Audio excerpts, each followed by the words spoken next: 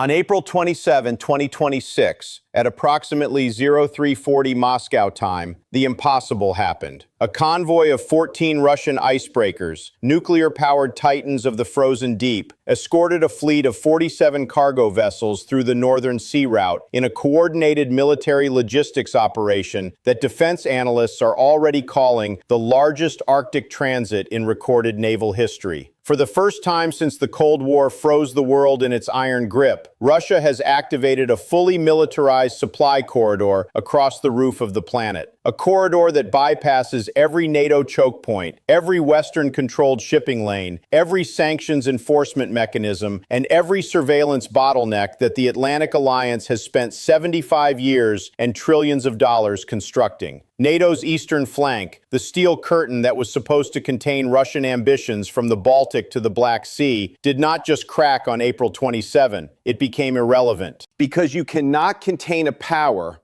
that has found a road above the wall. How did Russia manage to activate a supply route that Western planners believed was decades away from operational viability? Why is NATO command in Brussels scrambling emergency sessions before dawn? What does this mean for the 350 million Europeans who just discovered that their energy security, their military logistics, and their economic lifelines run through waters that Russia now dominates with unchallengeable supremacy? And what does it mean for the global balance of power when the most expensive military alliance in human history cannot operate in the waters that now matter most? Stay with us, because the answers will reshape everything you thought you knew about the future of European security.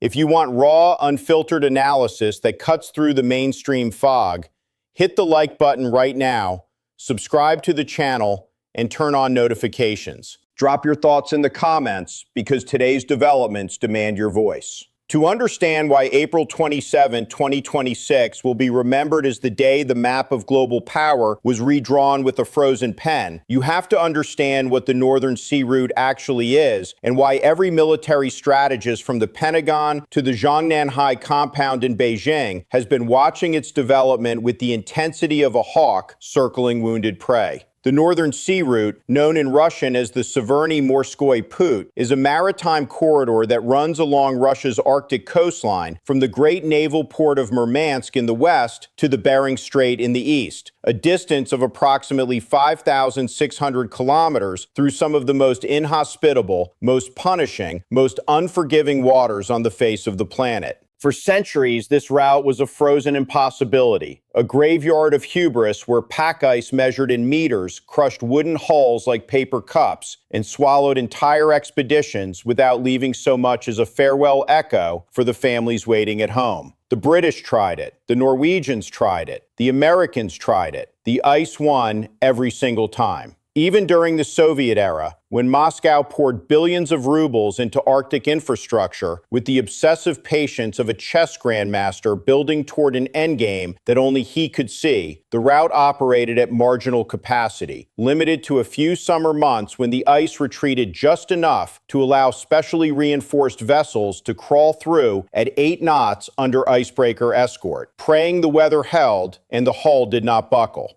The Western strategic establishment, those self-important, pinstripe-suited architects of the so-called rules-based international order, dismissed the Northern Sea Route as a logistical curiosity, a frozen pipe dream that would never compete with the warm-water choke points they controlled, with their carrier battle groups and their forward bases and their trillion-dollar surveillance networks. They looked at the ice and saw an obstacle. Russia looked at the ice and saw a wall that only Russia had the key to open. And the difference between those two perspectives is the difference between the world that existed before April 27 and the world that exists now. Because while NATO was busy pouring $500 billion into missile shields across Eastern Europe, while the Pentagon was spending $40 billion a year maintaining carrier strike groups in the Mediterranean and the Persian Gulf, While the European Union was congratulating itself on sanctions packages that were supposed to bring Moscow to its knees within months, Russia was building something that did not make the front pages because it was happening in a place where Western journalists do not go and Western satellites were not focused. Russia was building the infrastructure to turn the Arctic Ocean into its personal, militarized, nuclear-powered highway. And on April 27 at 0340 in the polar darkness, that highway opened for business. The numbers tell the story with the cold, merciless precision of artillery coordinates locked onto a fire mission. Russia currently operates 7 nuclear-powered icebreakers, a fleet of polar leviathans more powerful than anything any other nation on Earth possesses or is even planning to build. The rest of the world combined operates 0 nuclear icebreakers. Not one. Not a single one. The gap is not a gap. It is a canyon so wide that the other side is not visible. The Arctica-class vessels, those 73,000-ton monsters of the polar deep, generate 75,000 shaft horsepower from their twin RITM 200 pressurized water reactors and can smash through ice 3 meters thick at a continuous cruising speed of 2 knots without burning a single drop of diesel fuel, without requiring a single port call for refueling, without needing anything from the outside world except a heading and a mission. The newest addition to this fleet, the Yakutia, was commissioned in late 2025 and carries navigation systems capable of mapping ice conditions in real time across a radius of 400 kilometers using synthetic aperture radar linked to the GLONASS satellite constellation, feeding data through environmental modeling algorithms that predict ice movement 12 to 24 hours into the future with a precision that would make a meteorologist weep with envy. These are not ships in any traditional naval sense. They are mobile fortresses, nuclear-powered battering rams capable of tearing open a corridor through the frozen armor plate of the planet itself and holding it open for weeks at a time, while an entire convoy passes through behind them like an armored column rolling through a breach blown in an enemy's fortification wall.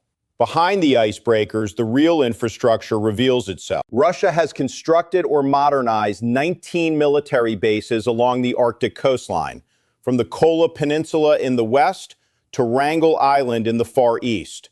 Each base equipped with reinforced airstrips rated for heavy military transport aircraft, over-the-horizon Resonance N radar stations capable of detecting stealth aircraft at ranges exceeding 600 kilometers, S-300V4 and S-400 Triumph air defense battery positions, Bastion P coastal defense missile systems, hardened logistics depots stocked for sustained independent operations in temperatures that plunge below minus 50 degrees Celsius, and communications infrastructure hardened against electronic warfare and the electromagnetic chaos that the polar magnetosphere generates naturally.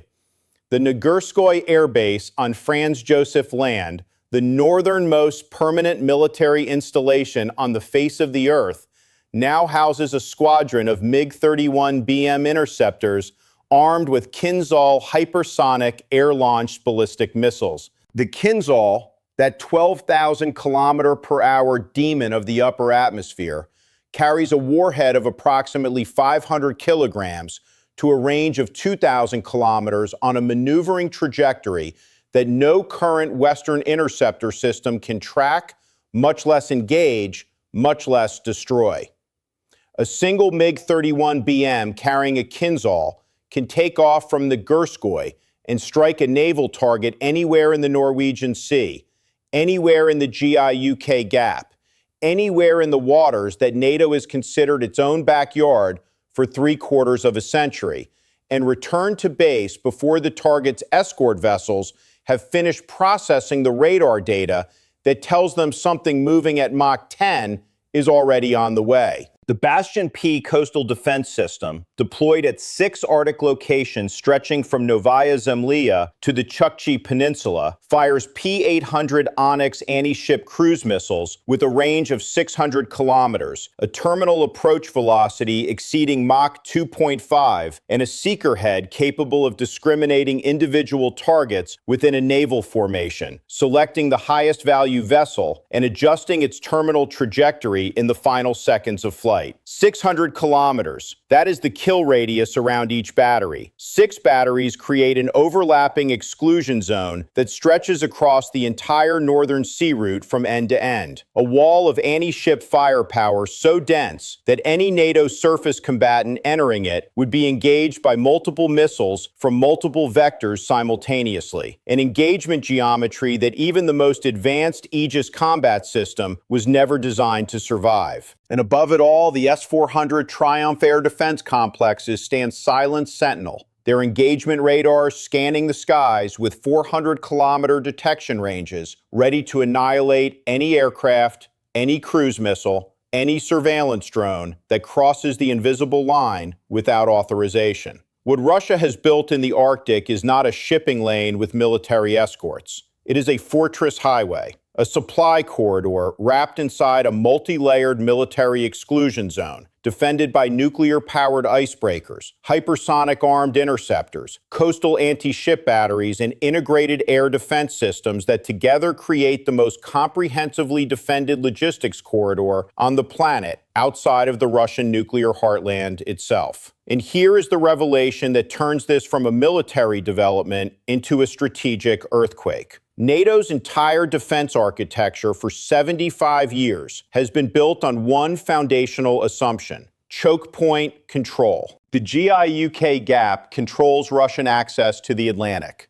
The Turkish Straits control access to the Mediterranean. The Baltic approaches funnel Russian movements through narrow, surveilled waters. These choke points are the walls of the containment cage. Russia has built a door above the ceiling. The northern sea route bypasses every single one. A Russian convoy departing Murmansk via the northern sea route reaches the Pacific Ocean without passing through any NATO-controlled waterway, without entering any NATO member's territorial waters, without triggering any NATO surveillance tripwire, and without presenting a single interdiction opportunity. The cage walls are intact. Every choke point is manned, and the bear is already outside, padding across the frozen roof of the world with 47 cargo ships trailing behind it like cubs following a titanium mother through the cathedral silence of the polar night. In Washington, the reaction was immediate and, according to sources close to the deliberations, bordered on institutional vertigo. The United States does not possess a single operational heavy icebreaker capable of sustained Arctic transit in contested conditions. The Polar Star, commissioned in 1976, is held together by institutional prayer and shipyard improvisation. NATO's Supreme Allied Commander Europe convened an emergency secure conference with defense chiefs from all 32 member states within 6 hours. The agenda was one item: the alliance's northern exposure. In London, the First Sea Lord requested an urgent briefing on Royal Navy Arctic capability and reportedly received the answer in under 15 minutes because there was nothing to brief. Britain operates 0 icebreakers. 0. The Royal Navy, once the unchallenged sovereign of the 7 seas, cannot send a single warship into the waters that now matter most without accepting the certainty that it will be crushed by ice before it encounters a single Russian patrol boat. In Oslo, the Norwegian Defense Ministry issued a classified assessment describing the Arctic activation as the most significant alteration to the Northern European security environment since the Berlin Wall collapsed. In Paris, the Élysée reportedly convened a crisis briefing that focused less on military response and more on the devastating implications for European energy pricing, because France has just realized that Russia can now sell its oil and gas to Asia through a corridor that no sanctions regime, no naval blockade, and no Western institution can touch. In Beijing, the reaction was not alarm. The reaction was deep, satisfied, strategically earned vindication. China has invested over $90 billion in Arctic-related infrastructure, scientific stations, diplomatic positioning, and commercial partnerships over the past decade. The Polar Silk Road, Beijing's Arctic extension of the Belt and Road Initiative, envisions the Northern Sea Route as a primary commercial highway connecting Chinese manufacturing centers to European consumer markets along a corridor that is 40% shorter than the traditional Suez Canal passage from Shanghai to Rotterdam, saving 12 to 15 days of transit time and $300,000 or more in fuel costs per voyage. China has already signed long-term Arctic transit agreements with Russian logistics operators. Chinese-built port equipment is being installed at Russian Arctic terminals. Chinese investment is funding LNG processing facilities along the Yamal Peninsula. Russia just proved the route is fully operational under military escort in all-season ice conditions. China just gained the highway it has been quietly financing for a decade, and neither Moscow nor Beijing needed permission from Brussels, approval from Washington, or a single line of consent from the rules-based order that the West still believes it commands. In Moscow, the Arctic calculation is generational. The Arctic contains an estimated 13% of the world's undiscovered oil reserves and 30% of its undiscovered natural gas, according to United States Geological Survey assessments. The Russian Arctic shelf alone may hold over 85 billion barrels of oil equivalent, reserves that dwarf the proven holdings of most OPEC member states. The Yamal LNG project already produces over 20 million metric tons of liquefied natural gas per year, exported through Arctic-class tankers that operate year-round under icebreaker escort. The Arctic LNG 2 project is adding an additional 20 million tons of annual capacity. By 2030, Russia projects Arctic LNG exports exceeding 60 million tons per year, shipped directly to Asian markets through the Northern Sea Route at costs that undercut pipeline-delivered gas from the Middle East. The country that controls the icebreakers, the bases, the navigation infrastructure, and the military enforcement mechanisms is the country that sets the terms. That country is Russia. In New Delhi, Indian strategists are studying Northern Sea Route transit agreements as an alternative to choke point-dependent supply chains running through the Strait of Malacca and the perpetually unstable Suez Corridor.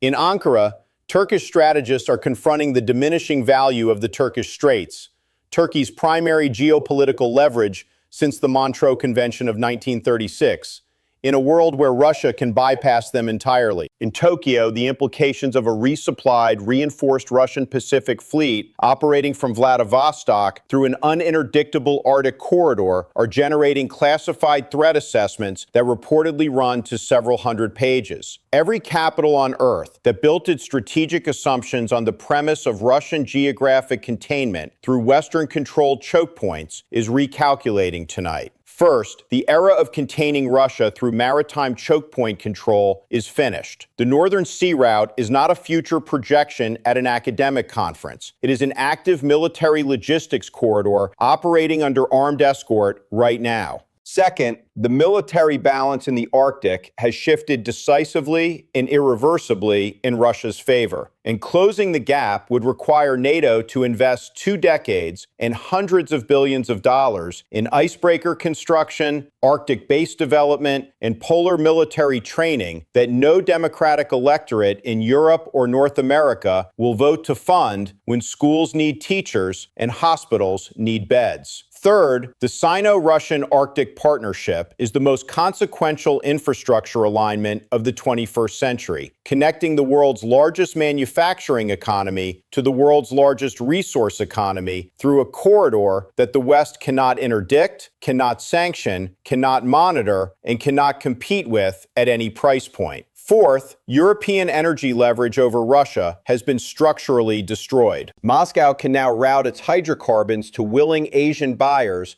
through a sanctions-proof, NATO-proof corridor.